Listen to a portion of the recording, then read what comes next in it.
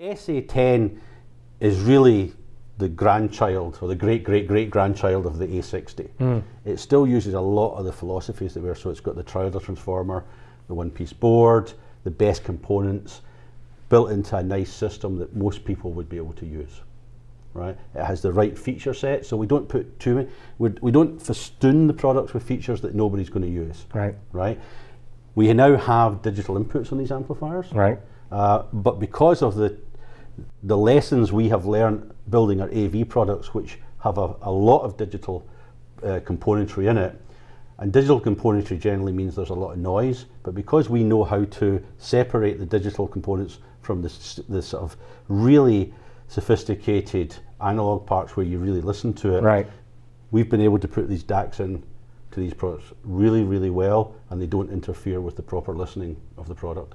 Which brings us to the SA20, which yes. has been my go-to amp since having it installed in our listening room here in Chicago. I could not find any other way to say there's got to be another integrated amp that we support that is this loaded. The SA20 is the big brother of the SA10. Right. Okay, so you get basically the same feature set. However, the real thing you get with an SA20 is you move into the G-class amplification segments, which is something our engineers have been perfecting over the last 10 to 15 years.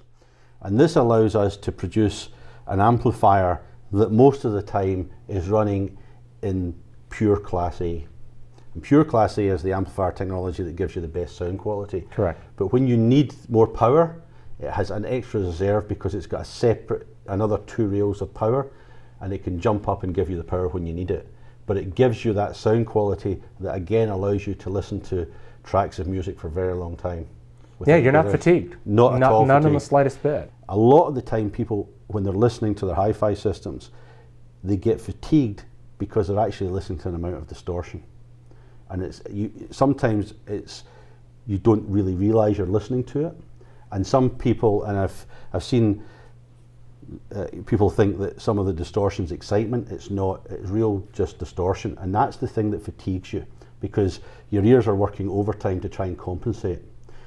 So our engineers are obsessed with trying to get as much distortion out of the systems as possible. And I'm sure all hi-fi manufacturers say that.